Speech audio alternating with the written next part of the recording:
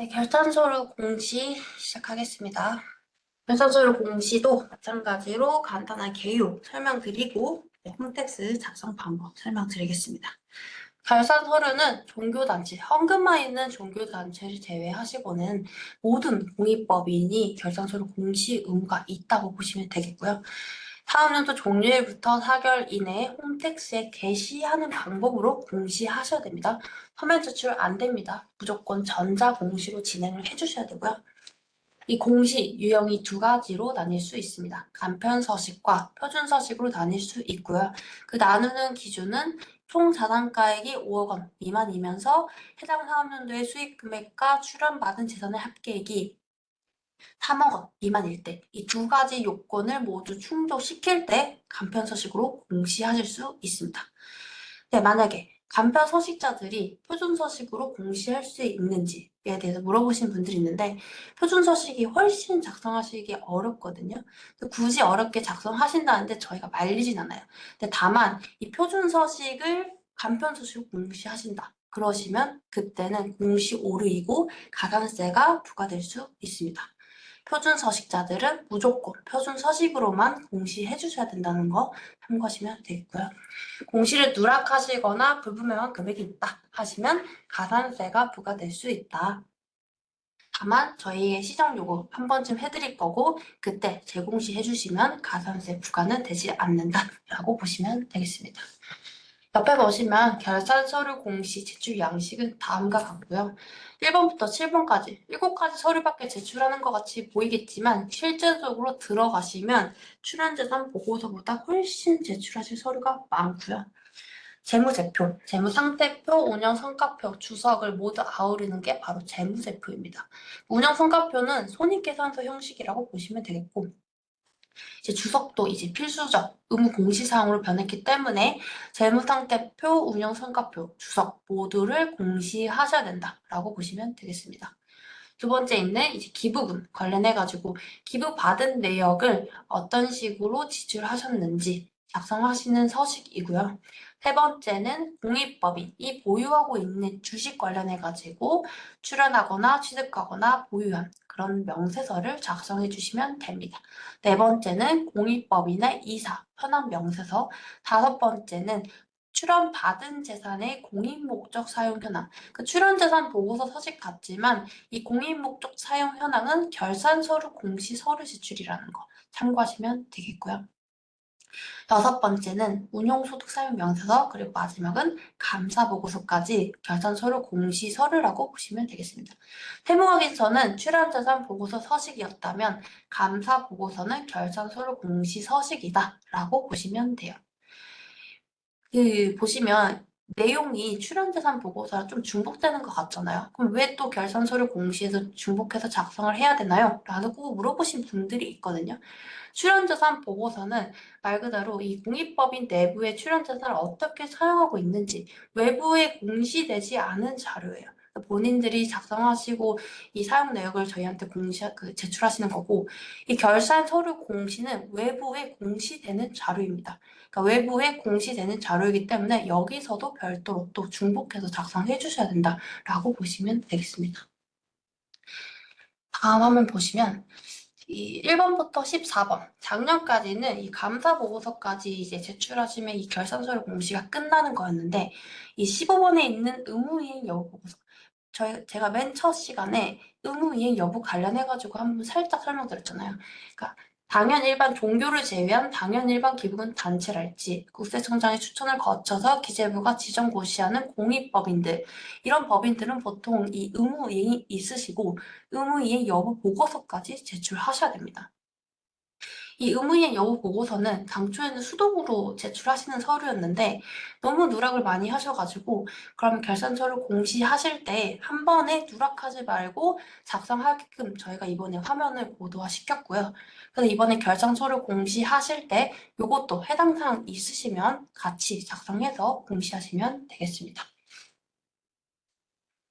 의무이행 여부 보고서는 어렵지 않아요. 그냥 이거 단체 인적사항 입력하시고 뒤에 있는 뭐 여부, 제대로 그거 의무이행 하시고 있는지 여부만 클릭하시고 작성하시면 됩니다.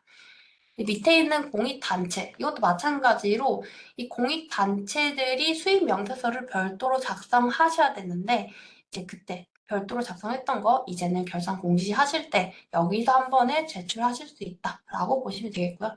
결산서를 공시하실 때 제출하시면 굳이 별도로 수익 명세서 따로 들어가셔가지고 제출하실 필요는 없습니다. 의무이행 여부 보고서도 마찬가지로 여기서 그냥 한 번에 작성하시면 되겠고요. 만약에 이 의무이행 여부 보고서랑 수입명세서 해당 사항이 없다 하시면 그냥 17번 신고서 제출 바로 눌러주시고 넘어가시면 돼요. 넘어가시면 되겠습니다. 그리고 이제 출연재산 보고서랑 결산서류랑 만약에 건건이 개별로 작성을 하셨다 하시면 출연재산 보고서를 먼저 제출하시는 게 신고서 작성이 훨씬 편리하게 됩니다.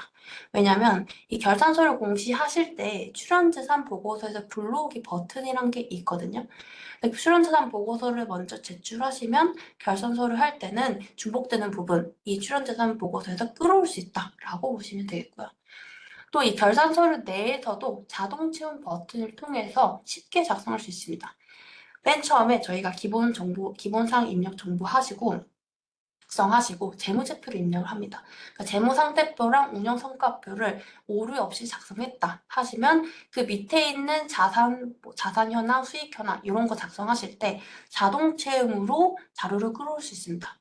그래서 이런 거, 뭐 출연재산 보고서에서 불러오기나 자동 채움 버튼 이런 거 있으시면 적극적으로 활용하시는 게 좋습니다. 통합신고는 이 출연재산 보고서 이 순서가 상관없습니다. 같이 합선해서 작성하는 서식이기 때문에 통합신고는 이 출연재산 보고서 블록이 이런 게 별도로 없다고 보시면 되겠고, 그래서 이제 본인들이 편리한 게 어떤 건지 판단하시고 그냥 신고하시면 돼요. 통합신고를 한 번에 신고하시는 게 편리하다 하시면 통합신고로 진행해 주시면 되고, 그냥 개별적으로 출연재산 보고서 제출하고 개별적으로 결산서를 공시하시겠다 하시면 개별적으로 공시하셔도 됩니다. 둘 중에 하나의 방법으로 공시하시면 되겠고요.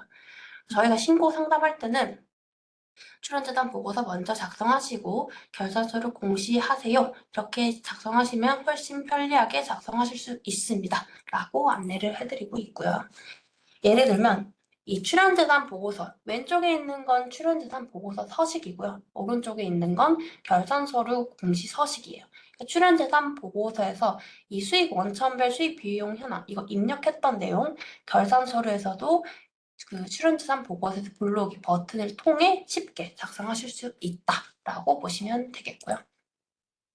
출연받은 재단의 사유 명세서상에 입력했던 출연자 결산서류 공시서에서도 불러오기 버튼을 통해 작성하실 수 있다는 거.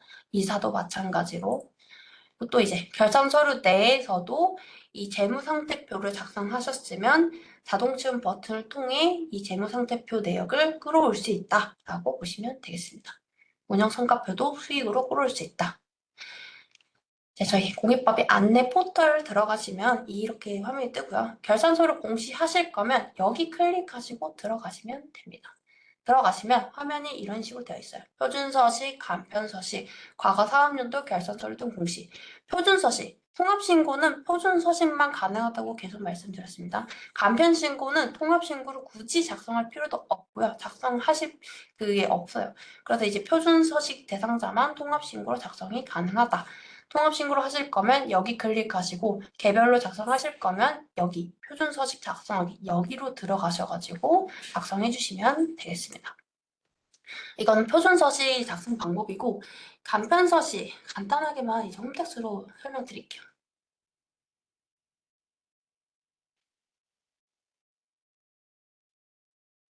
네, 홈택스 화면 보시면 이제 로그인 하시면 이 지금 현재 자료 공입법 여기서 들어가셔가지고 결산서를 공시해 주셔도 되고요.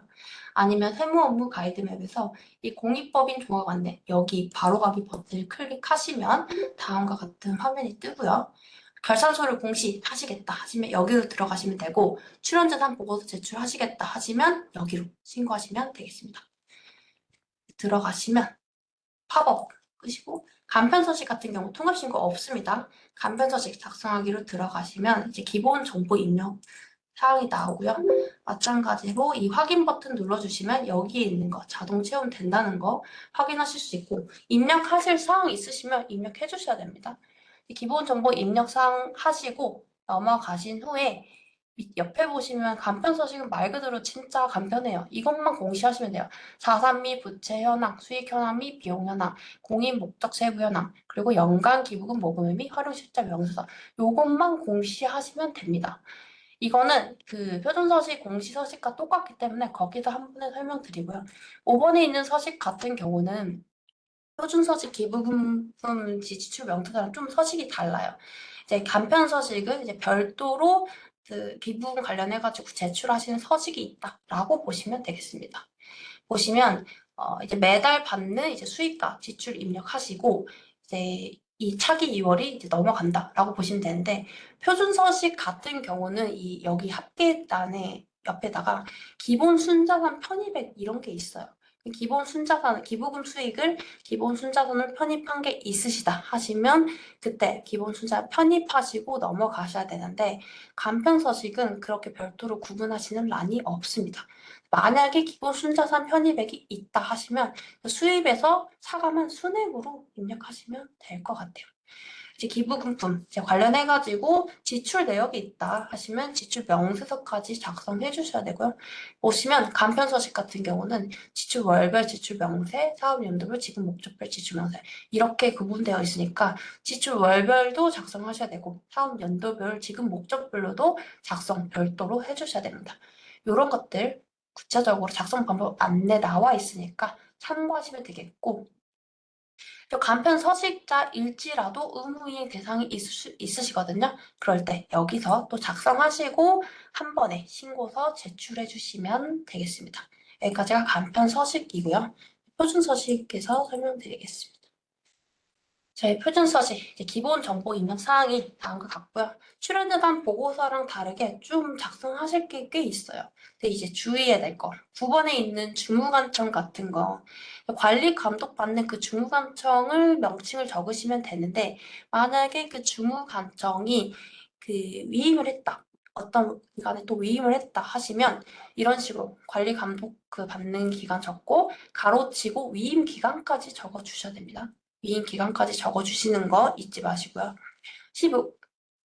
15번에 있는 이사 수는 사업연도 말 현재 이사회 구성원을 적으시면 되고요.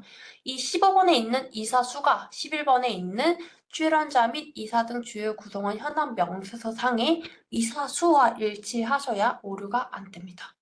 11번에 있는 이사 수와 일치해야 된다는 거 참고하시면 되겠고요. 16번에 있는 자원봉사자 연 인원수 이거는 두 개의 인원을 작성하시면 돼요. 예를 들어 3명의 봉사자가 연 12일 동안 봉사활동을 수행했다 하시면 36명으로 이런 식으로 입력하시면 되겠고요. 17번에 있는 고용직원 수는 연평균 상시 근로자 수를 입력하시되 일용직을 제외하시고 공인목적 사업과 기타 사업에서 고용되고 있는 직원 모두를 합해가지고 작성해 주시면 되겠습니다.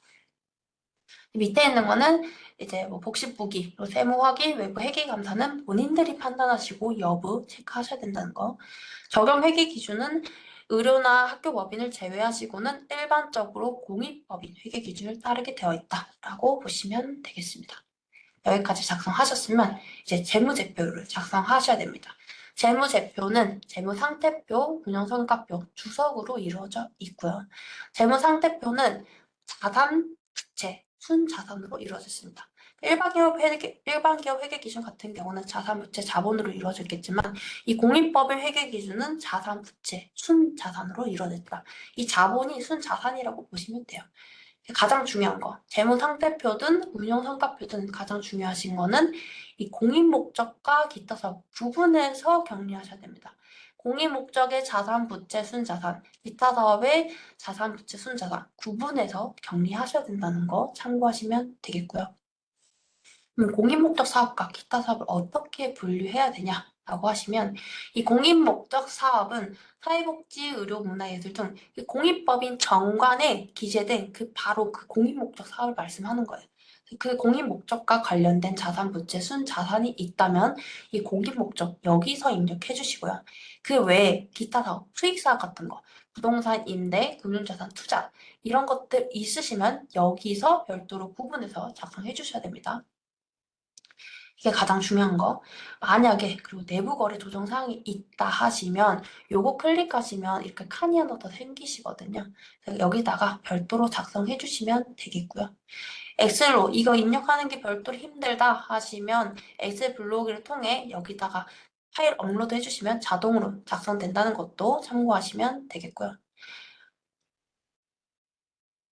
또 정기, 이거는 단기였고 정기 자료도 입력을 해주셔야 되는데 전년도에 공시하신 게 있으시다 하시면 전년 공시 자료조회 이거 버튼 클릭하시면 자동 체험되거든요. 이거 굳이 입력하실 필요 없고 이거 버튼 클릭하시고 전년도 자료를 끌어오시면 됩니다. 운영 성과표도 작성하는 건 똑같아요. 마찬가지로 공익법인 공익목적사업과 기타 사업 구분해서 수익 비용 입력하셔야 되고 정기도 전년 공시 자료를 통해 들어올 수 있다. 근데 이 운영 성과표는 손익계산서 형식으로 수익과 비용을 작성하시는 서식이다라고 보시면 됩니다. 이제 주석은 마지막에 설명드리겠습니다. 재무 상태표랑 운영 성과표 문제 없이 넘어왔다 하시면 여기서부터는 자동 채움 실행하기 버튼을 통해서 쉽게 작성하실 수 있습니다. 다만 이 재무 상태표 작성하실 때 오류가 안 떠야 되는데 보통 오류가 뜨는 이유가 그 자산의 총계랑 부채와 순자산 총계가 합계가 일치하지 않아가지고 팝업창이 뜨시거든요. 자산의 총계는 부채와 순자산 총계 합계와 일치시키고 넘어가셔야 됩니다. 왜 일치가 저희가 바로 여기서 팝업창을 만든 이유가 여기서부터 오류가 나면 그 뒤에부터는 이 자료를 끌어오는데 뒤에도 같이 오류가 나거든요. 그래서 여기는 들어가기 전부터 오류 없이 넘어가시라 하시는 입장에서 여기서 팝업창이 띄워졌다고 보시면 되겠고요. 여기서 문제없이 넘어오셨다 하시면 5번에 있는 재무 현황 및 자산 현황, 자동 채움 실행하기 버튼을 통해서 이 파란색 셀은 자동 채워진다는 거 확인하실 수 있습니다. 다만 28번, 29번, 30번 주식 및 출자 지분, 금융자산, 기타 자산 이런 것들은 또 별도로 수동으로 작성해 주셔야 됩니다. 이거는 자동 채움 실행하기가 안 돼요. 왜냐면 저희 재무 상태표상에 보시면 자산 내역 입력하실 때도 그 9번에 기타라고 해서 수동으로 이제 입력하시는 게 있거든요. 공익법인들 본인들이 가지고 있는 자산이 워낙 다양하다 보니까 그걸 다 열거할 수 없고 본인들이 별도로 구분해서 관리하시는 자산이 있다 하시면 수동으로 입력하시고 관리하세요라고 이렇게 화면이 구축가 되어 있어요. 그래서 그런 것들 때문에 여기 28번, 29번, 30번은 자동 채용을 될 수가 없습니다. 그래서 본인들이 별도로 이거는 분류하시고 작성하셔야 된다는 거 참고하시고요. 나머지는 그 대신 자동 채용으로 할 수 있다라고 보시면 되겠습니다. 가시기 전에 순자산에 대해서 간단히 보고 가시면 이 자본이 순자산인데 순자산 공익법인에서는 이 순자산이 기본 순자산, 보통 순자산, 순자산 조정으로 이루어져 있고요. 기본 순자산이 어떤 거냐 하시면 사용이나 처분할 때 그 제약이 있어서 주무관청의 허가가 필요할 만큼 임의적인 조정 재산이 아니다라고 보시면 되겠고 순자산 조정 24번에 있는 순자산 조정 같은 경우는 매도 가능 증권 평가 손익이랄지 유형자산 재평가 이익이랄지 이런 것들이 순자산 조정이다라고 보시면 됩니다. 보통 순자산은 기본 순자산과 순자산 조정을 제외한 나머지 공익법인 내부에 유보되는 적립금, 잉여금 이런 게 보통 순자산이다라고 보시면 되겠습니다.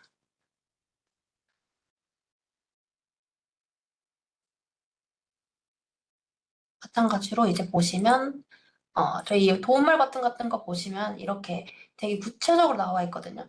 자산을 어떤 식으로 분류를 해야 되는지 이런 거 나와 있으니까 이런 도움말 버튼, 작성 요령, 동영상 보기 이런 거 적극적으로 활용하시면 신고서 작성하는데 굉장히 많은 도움이 될 거라고 생각이 됩니다.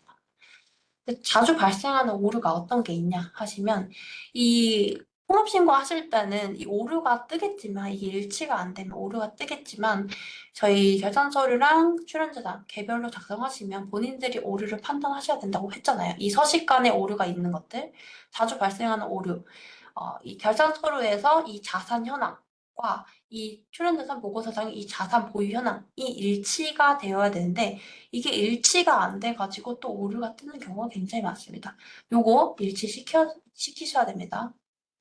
참고하시면 되겠고요. 이제 6번째, 수익 현황 및 비용 현황. 요거는 마찬가지로 운영 성과표에서 끌어오는 자료로 요것도 자동 채움 실행하기를 통해서 채워질 수 있다는 거 확인하실 수 있습니다. 이거는 별도로 수동으로 작성하실 부분은 없고요. 모든 게 다 채워지지만 그래도 넘어가시기 전에 수익과 비용이 올바르게 채워졌는지 꼭 한번 확인하시고 넘어가시는 거 부탁드리겠습니다. 사업의 수익 어떤 게 있냐 하시면 기부금, 보조금, 회비 수익, 기타 수익으로 보통 나눠지고요.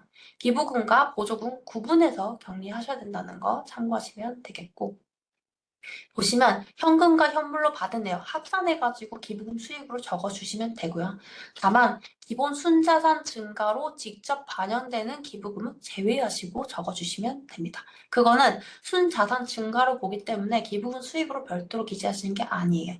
그래서 기본 순자산 증가로 직접 반영되는 기부금은 제외하시고 나머지만 기부금 수익으로 보시고 수익 비용에다가 입력하시면 됩니다. 보조금은 말 그대로 국가나 지자체로부터 받는 보조금. 회비는 또 회원을 대상으로 받는 회비인데 회비일지, 명목상 회비일지라도 납부에 따른 혜택이 없거나 납부의 강제성도 없고 기부금 영수증을 발급하시면 기부금을 보시고 기부금으로 수익으로 넣으셔야 된다는 거 참고하시면 되겠습니다. 제 사업의 수익 같은 경우는 사업 수익이 아닌 유무형 자산의 처분이익, 정기오류, 수정손익 이런 걸 말씀드리고요. 39번에 있는 고유목적 사업준비금 환입액. 그러니까 공익법 회계 기준에 따르면 이 고유목적 사업준비금은 부채 계정이고요. 이 환입액이라는 건 수입 계정인데, 그러니까 수익 사업에서 고유목적 사업으로 전출해서 실질적으로 이 고유목적 사업준비금을 고유목적 사업에 썼을 때, 그때 이제 들어가는 수익 계정이 환입액, 이 고유목적 사업준비금 환입액이라고 보시면 돼요. 그러니까 고유목적 사업준비금 자체는 부채 계정인데 그 상대 계정으로 처음에 계상하실 때 상대 계정으로는 고유목적 사업준비금 전입액 비용 계정이라는 게 있고 이 수익 사업에서 실질적으로 고유목적 사업을 사용했을 때 그때는 부채 계정이었던 게 그 고유목적 사업준비금이 차변으로 오시고 그 상대 계정으로 환입액 이 고유목적 사업준비금 환입액 수익 계정이 온다라고 보시면 되겠습니다. 비용 같은 경우는 사업 비용, 사업의 비용, 이것도 마찬가지로 고유목적 사업 준비금, 비용 계정이죠. 전입액이로 구분이 되고요. 이 사업 비용 안에 큰 틀로 보시면 사업 수행 비용, 일반 관리 비용, 모금 비용으로 나눠져 있습니다. 이 사업 수행 비용, 공익법인의 고유 목적을 달성하기 위해서 수혜자, 회원 등에게 재화나 용역을 제공하는 활동에서 발생하는 비용. 그러니까 말 그대로 이 공익법인 고유 목적 그 활동을 위해서 발생하는 비용이고요.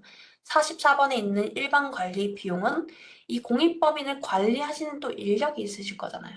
거기서 발생하는 비용이다라고 보시면 되고 45번 모금 비용 같은 경우는 기부금 모금하실 때 관련되는 비용들을 여기서 작성해 주시면 되겠습니다.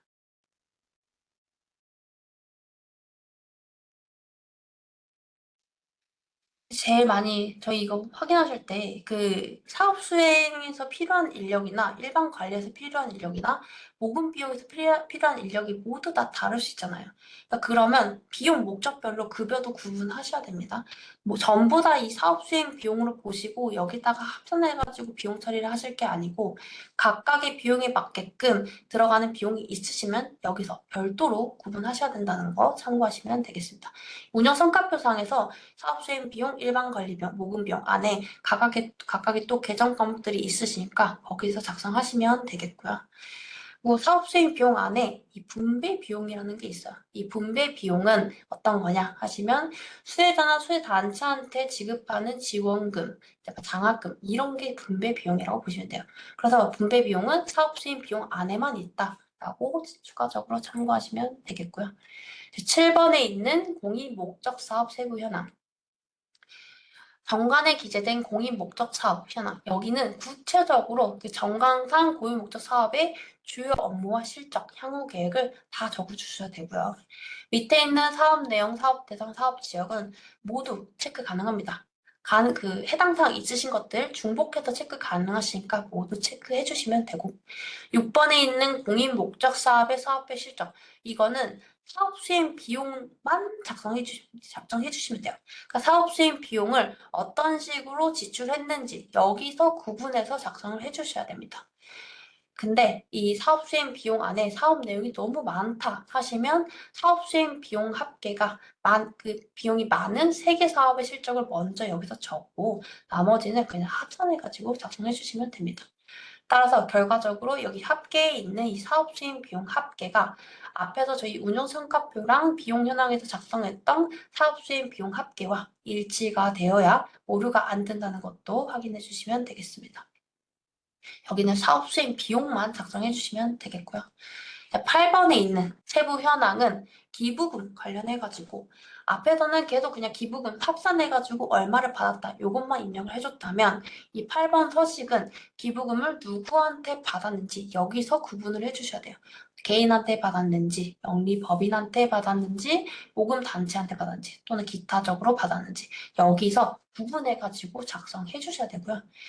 여기 내역은 현금이나 현물로 받은 내역 모두 합산해서 작성해 주시고 만약에 현물로 받은 내역이 있다 하시면 이 기부 물품, 단기, 정기 여기다가 한 번 더 작성을 별도로 해주셔야 됩니다. 여기는 현금, 현물 모두 합산한 거, 여기는 현물로 받은 내역만 별도로 한 번 더 작성해 주시는 거 참고하시면 되겠고 기타 공인목적 사업 수익. 그러니까 저희가 기부금 수익, 보조금 수익, 회비 수익, 기타 수익으로 나눈다 했는데 이 기타 공인목적 사업 수익이 어떤 게 해당되냐 하시면 공인목적 사업에서 발생한 수익 중에 학교법인 같은 경우는 등록금 수익, 사회복지시설이시면 사용자 부담금 이런 수익을 여기다가 입력해 주시면 됩니다. 까지 입력하셨으면은 나머지는 파란색 이 자동 채용 실행하기 버튼을 통해서 다 작성될 수 있다까지 확인해 주시면 되겠고요. 아까 말씀했다시피 이 사업 수행 비용, 일반 관리 비용, 모금 비용 각각의 비용별로 인력이 다 다르시다면 구분해서 작성해 주셔야 된다는 거 참고하시면 되겠고요. 그 밑에 이 세부 현황 밑에 보시면 기타 사업의 손익 세부 현황 이런 게 있어요. 이거는 이제 개별로 작성하실 때 이 출연재산 보고서에서 불러오기 버튼이 있다. 그러니까 출연재산 보고서를 제출하시면 이거는 중복된 내용이니까 이 버튼을 통해서 별도로 수정 작성하실 필요 없이 자동 채움이 된다까지 확인해 주시면 되겠고요. 따라서 개별로 작성하실 거면 출연재산 보고서부터 작성해 주시는 게 훨씬 신고서 작성하는 데 편리하게 됩니다. 그래도 한 번쯤은 이 출연재산 보고서랑 내용이 맞는지 꼭 한번 확인하시고 넘어가시면 좋을 것 같고요. 9번에 있는 기부금품의 수입 및 지출 명세서 공익법인이 기부받은 월별로 기부받은 기부금 수익과 그 기부금을 지출하신 내역이 있다면 여기서 명세서 작성해 주셔야 됩니다. 월별로 받은 수익과 지출 각각 다 작성해 주시고 만약에 이 기부금 수익을 기본 순자산으로 편입한 금액이 있다 하시면 여기서 차감해 주시면 됩니다. 이 합계액에서 기본 순자산 편입액을 차감한 이 차가관계가 바로 기부금 수익입니다. 이 합계가 아니고 차가관계, 이게 기부금 수익이니까 이 기부금 수익이 운영 성과표상의 기부금 수익과 이 수익 현황의 기부금 수익과 세부 현황의 기부금 수익 모두 일치가 되어야 오류가 안 든다까지 확인해 주시면 되겠고요. 마찬가지로 이제 차기 2월 금액이 내년에 신고하실 때 이 정기 2월 금액으로 넘어간다까지 확인해 주셔야 됩니다. 저희 공시오류도 많이 쓰는 유형 중에 또 하나가 이 차기 2월 금액과 전년도 신고분의 차기 연도 신고분의 정기 2월 금액이 일치가 안 돼가지고 이것도 오류가 많이 뜨시더라고요. 전년도 신고하신 거 내역 확인하시고 이 금액 일치시켜 주셔야 된다는 거 참고하시면 되겠고요. 해당 사업연도에 이 기부금 지출하신 내역이 있으시면 이제 지출 명세서까지 작성해 주셔야 되고요. 이제 지출 명세서는 마찬가지로 지출 목적 구분, 수혜자, 자산 취득, 운영 경비로 세분화되어 있다. 이거는 개정 사항은 아니고 원래부터 있던 지출 명세서 작성 방법입니다. 그러니까 수혜자에게 지출, 자산 취득의 지출, 운영 경비의 지출, 어떤 식으로 지출했는지 구체적으로 작성해 주셔야 됩니다. 수혜자에게 지출, 미래인재 개발 장학금, 그 장학금, 지원금을 제공하더라도 구체적으로 어떤 장학금인지, 어떤 지원금인지 이런 식으로 목적을 명확하게 기재해 주셔야 되고요. 자산 취득 같은 경우도 금융자산, 부동산, 미술품 이런 거, 인건비는 비용 처리한 것들 있으시면 합산해가지고 지분 목적별로 작성해 주시면 됩니다. 예를 들어, 이건 작성 사례 방식이고요. 예를 들어 홍길동의 100명에게 10만 원씩 장학금이 지급되고 A 복지 시설에 노인 복지를 위해 물품으로 200만 원을 지원하고 있습니다. 하시면 이 100명에게 10만 원씩, 그러니까 이거는 이제 장학금을 수혜단체가 장학금을 지급하는 경우고 100만 원 기준으로 봤을 때 100만 원 이상이시면 개별로 작성해 주셔야 되는데 100만 원 미만의 금액을 지급하고 계시면 합산해가지고 작성해 주셔도 되거든요. 합산하실 때 이 홍길동 외 그리고 대표자, 그 대표 지급처 그냥 한 분만 입력해 주시면 되고 지출 목적, 뭐 미래인재 개발 장학 사업, 뭐 수혜 인원 여기다가 총 몇 명한테 지급했는지 여기다가 입력해 주시면 됩니다. 지급 저명, A 복지 시설, 그리고 사업자 등록번호, 마찬가지로 물품을 지급했다면 물품 지급 내역 여기서 입력 이렇게 해주시면 되겠고요. 두 번째는 이제 행사 같은 거 진행하실 수도 있거든요. 근데 그 행사, 수혜자가 몇 명인지 가늠이 구체적으로 안 될 때가 있어요. 그럴 때는 이런 식으로 입력을 해주시면 됩니다. 추정해서 기재를 해주시면 되고, 어린이날 체험 행사를 했다. 대충 300명이 오시고 8시간 진행했습니다. 하시면서 추정치를 넣으시면 됩니다. 최종적으로 이 지출 금액이 어떤 식으로 지출되는지 이게 가장 중요하기 때문에 이 행사 같은 경우에 이 수혜 인원을 알 수가 없으면 추정치로 판단해서 넣어주셔야 된다는 거. 너무 터무니없는 추정치 마시고 그래도 실내랑 비슷한 추정치로 기재해서 넣어주시면 되겠습니다. 이런 식으로 작성하시면 되겠고요. 이거는 이제 국내 지출 명세서가 있고 국외 지출 명세서가 있는데 국외 지출 명세서도 국내랑 똑같이 가되 다만 이제 국가가 다르다면 국가별로 작성해 주시면 됩니다. 여기서 이제 지출 명세 이 합계가 이 국내 사업과 국외 사업 지출 합계와 일치가 되어야 이것도 오류가 안 뜬다는 것까지 확인해 주시면 되겠고요.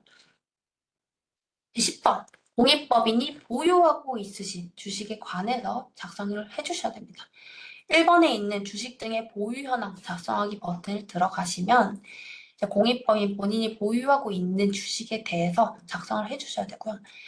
보유 주식 출연해서 받았는지 돈 주고 샀는지 아니 무상증자 받았는지 여기서 구분을 해주시고 출연재산 보고서에서도 저희 주식 보유 작성했던 거 있잖아요. 그러면 출연재산 보고서에서 불러오기 버튼을 통해 쉽게 작성하실 수 있다까지 확인하시면 되겠습니다.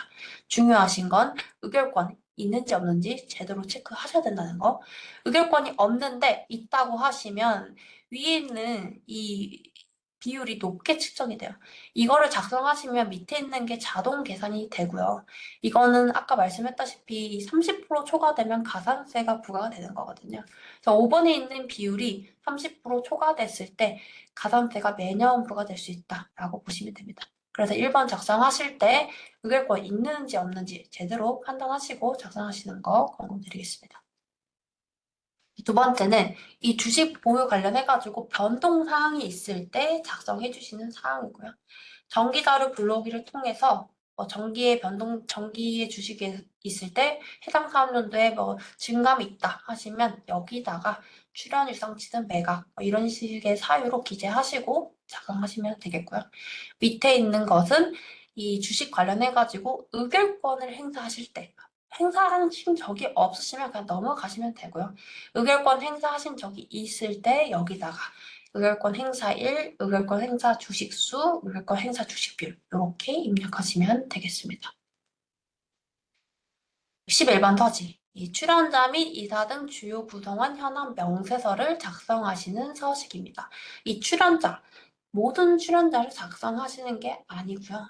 이 출연자도 저희 들어가시면 이 설립시 출연자랑 당해사업연도 출연자로 구분해서 작성하실 수 있게 되어 있고요.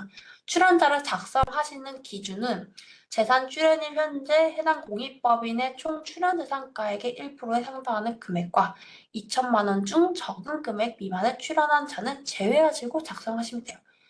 이게 무슨 말인지 이해가 잘 안 되실 수 있는데 이게 무슨 말씀이시냐면 그러니까 이 총 출연 재산가액과 1%에 해당하는 금액과 2천만 원 중 작은 금액은 제외하는 거니까 이 총 출연 재산가액이 1%에 상당한 금액이 2천만 원에 2천만 원보다 작다 하시면 이 기준으로 판단하셔야 되고 2천만 원보다 높다 하시면 2천만 원 이상인 자들만 출연하시면 되거든요.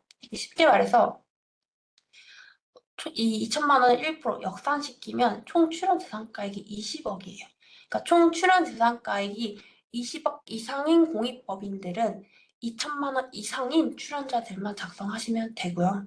총 출연 재산가액이 20억 미만이다 하시면 총 출연 재산가액의 1% 상당한의 금액 기준 이상자들만 출연자로 작성하시면 됩니다. 예를 들어 총 출연 재산가액이 15억이다 하시면 이 1%가 1,500만 원이고요. 1,500만 원이 이상인 출연자들만 작성하시면 됩니다. 이런 식으로 판단하시면 돼요. 출연자, 제일 중요한 거 설립시 출연자랑 당해 사업주 출연자 구분해서 작성해 주셔야 되고 설립시 출연자 누락하지 말고 있으시면 작성해 주셔야 됩니다. 이것도 마찬가지로 저희 출연재산 보고서에서 작성했던 내역이 있으시니까 출연재산 보고서에서 불러오기 버튼을 통해 쉽게 작성하실 수 있다는 것도 확인하실 수 있습니다. 밑에 있는 이사도 법인 등기상에 기재되어 있는 이사 모두 입력해 주셔야 되고 해임했을 때도 입력해 주셔야 됩니다. 이사와 임직원을 겸직할 때는 이사로 판단하시고 적어주시면 되고 여기에서 기재된 이사가 기본정보 입력사항에 입력된 그 15번의 이사 수와 일치가 되어야 된다까지 확인해 주시면 되겠고요. 결산 공시서 상에 이사 입력하실 때 우리 출연재산 보고서에서는 여기서 선택할 수 있게끔 되어 있었잖아요. 결산 서류 공시는 이 검색 버튼을 클릭하시면 이런 식으로 팝업이 뜨고 이 내용에 해당되는 것들만 해당되는 부분을 이제 선택하시고 넘어가시면 됩니다. 아니시면 출연재산 보고서 제출하신 내역이 있으면 이것도 마찬가지로 요거 버튼 클릭하시고 넘어가시면 됩니다. 그러니까 이 결산 서류 공시하실 때는 이 출연재산 보고서에서 불러오기나 자동 채움 버튼이 있으신지 그거부터 확인하시면 굉장히 편리하게 작성하실 수 있거든요. 그래서 그런 버튼들 있는지 없는지 꼭 서식마다 한 번쯤 확인해 보시는 거 추천드리고요. 12번에 있는 이 출연받은 재산의 공익목적 사용 현황. 이 서식은 위에 있는 서식 같은 경우 출연재산의 공익목적 사용 현황 이 서식은 외부 회계감사 대상인 공익법인들만 작성하시면 되고요. 이 서식 보시면 이 남아있는 출연재산에 대해서 왜 미사용했는지 앞으로의 사용 계획은 어떤 건지 입력해 주시는 겁니다. 외부 회계감사 대상 공익법인들만 작성해 주시는 서식입니다. 외부 회계감사 대상이 아니시면 작성 굳이 안 하셔도 됩니다. 다만 밑에 있는 수익용 출연재산 공익목적 의무사용 현황 이 서식은 총 재산가액의 5억 원 이상이거나 수익금액과 출연재산 합계액이 3억 원 이상인 공익법인 이 표준 서식 공시 대상인 공익법인들은 이 서식을 작성해 주셔야 되고요. 또는 주식을 5% 초과해서 출연하거나 취득한 공익법인들 또 이 서식을 작성해 주셔야 됩니다. 주식 보유 의무인 공익법인은 요건에서는 빠졌지만 이거 지키시고 작성까지 해주셔야 된다는 거 참고하시면 되겠고 들어가시면 화면은 이렇게 되어 있어요. 그러니까 작성 여부 판단하시는 건 해당 사업연도의 총 자산가액과 해당 사업연도의 수익금액과 출연재산 합계액으로 가시지만 실제 이 수익용 재산의 1% 판단하는 기준은 이 총 자산가액 직전 과세기간 기타 사업의 총 자산가액을 입력해 주시면 되고 직전 사업의 부채가액 그리고 직전 사업의 당기 순이익을 입력해 주시면 됩니다. 작성 여부 자체는 해당 사업연도로 가겠지만 수익용 자산을 판단하는 이 세부적인 기준은 직전 과세기간의 자산 부채 장기 순이익을 판단하셔야 된다라고 보시면 되겠습니다. 4번에 있는 의무사용 출연재산 대상가액 그러니까 수익용 자산의 1% 사용한다는 게 그 바로 수익용 자산의 1%를 사용한다는 의미가 아니고 이 총 자산가액에서 부채랑 당기 순이익을 뺀 이 금액의 1%를 직접 공인 목적에 사용하셔야 됩니다. 다만 이 수익용 자산의 사용 실적, 수익용 자산으로 또 다른 수익용 자산 취득하시는 거는 이 사용 실적으로 인정이 안 된다는 것까지 확인해 주시고 만약에 이 사용 실적 1%에 못 미쳐서 사용하셨다 하시면 여기에 10% 가산세 부과가 됩니다. 3%는 주식 10% 초과된 공익법인들은 적어도 3%는 수익용 자산의 3%는 공익 목적에 사용해라 라고 구분하시면 되겠고요. 24년도 개정사항 말씀드리면 주식 5% 초과되는 주식 보유 관련 의무의 신고 대상 법인들 같은 경우 이 과부족액이 나왔다 하시면 이제는 가산세 10%가 아니라 가산세 200%가 부과된다는 거 참고하시면 되겠습니다. 제 13번 운용소득 사유명세서 출연재산 보고서 서식이랑 똑같고요. 그래서 출연재산 보고서에서 작성했던 서식이 있다면 이 출연재산 보고서에서 불러오기 버튼을 통해 쉽게 작성하시면 됩니다. 작성 방법은 똑같습니다. 다만 이제 차이점이 있다면 이 결산공시에서는 지출 명세서까지 작성하실 필요 없다는 거 참고하시면 되겠고요. 14번 이제 감사 보고서까지 제출하시면 결산서류 공시 완성입니다. 감사 보고서는 이 감사 보고서 등록 버튼을 통해서 파일을 업로드 해주시면 되겠고요. 중요하신 건 이 감사 보고서 제출하실 때 재무제표, 감사 의견, 주석 모두 공시하셔야 공시 오류가 안 뜹니다. 일부만 공시하시면 공시 오류를 뜨시고 가산세가 부과되실 수 있다는 거. 재무제표, 감사 의견, 주석 모두 공시하셔야 됩니다.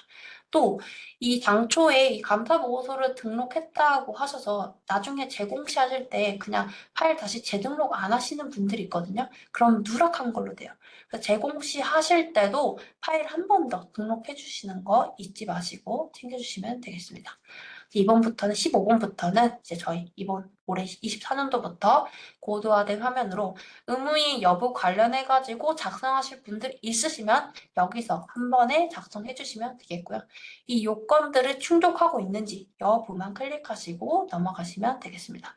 만약에 해당 사항 없으시면 그냥 바로 17번 버튼 누르시고 넘어가시면 됩니다. 17번 버튼 신고서 제출 완료 보시면 이제 결산 서류 공시 서식이 작성했던 게 쭉 나오고요. 결산 공시 서류 제출하기 버튼을 누르시면 오류가 없으면 바로 제출이 되겠지만 만약에 오류가 있으시면은 팝업창이 이런 식으로 떠요. 이 신고 오류 내역 조회 이런 팝업창이 뜨고요. 뭐 오류 코드 1번, 2번, 4번, 6번, 30번 이렇게 뜨잖아요. 이 코드를 이 오류 조치 방법 보기 눌러보시면 한글 파일이 뜨거든요. 이런 식으로. 이거랑 매칭하셔가지고 오류 수정하신 앞에서 이제 오류 수정하신 후에 제출하시면 되겠습니다. 오류를 완벽하게 수정하지 않으시면 제출 자체가 안 돼요. 그래서 오류 수정하시고 제출하시고 마지막에 이 스텝 2 가서 조회하시고 제출됐는지까지 확인하시는 거 이제 권고드리겠습니다. 결정서류 공시도 간단하게만 자주 묻는 이제 사항을 준비해봤고요. 첫 번째, 지자체 출자 출연 기관으로 국가 지자체 보조금만 있는 경우 결산서류 공시 대상인가요? 그러니까 국가 지자체 출연금만 보조금만 있으면 이 보조금은 출연재산 보고서에 제출 포함이 안 되니까 출연재산 보고서는 제출하지 않으셔도 되는데 결산서류는 공시하셔야 됩니다. 보조금만 있으신 공익법인들 출연재산은 보고서 제출 안 해도 되나 결산서류는 공시 무조건 하셔야 됩니다. 두 번째, 전년도 공시 자료에 오류가 있는 경우 전년도분도 재공시해야 되나요? 정기 공시분에 오류가 있으면 당연히 그 오류가 있는 사업년도 공시분도 수정해서 재공시하셔야 됩니다. 세 번째, 총 출연재산가액의 계산 기준은 어떻게 되나요? 이 총 출연재산가액의 기준은 재산 출연일 현재를 기준으로 공익법인이 설립 시부터 출연받은 총액으로 계산하시면 됩니다. 네 번째, 기부금품의 수입 및 지출 명세서 작성 시에 미지급 비용은 어떻게 작성하나요? 전년도 미지급 금액은 포함하시고 당해 사업년도 미지급은 제외하시고 판단하시면 되겠습니다. 그리고 공익법인 의무이행 여부 보고 대상은 아까와 같이 이 당연 일반 기부금 단체랑 기재부 지정 일반 기부금 단체가 있다라고 보시면 되는데 여기서도 23년도부터는 기부금 수익이 없는 어린이집 유치원은 제외되고 있다라고 추가적으로 좀 참고하시면 되겠습니다. 네, 여기까지가 결산 서류 공시 서식이고요. 다음 시간은 10분 정도 쉬고 통합신고 3시에 진행하도록 하겠습니다.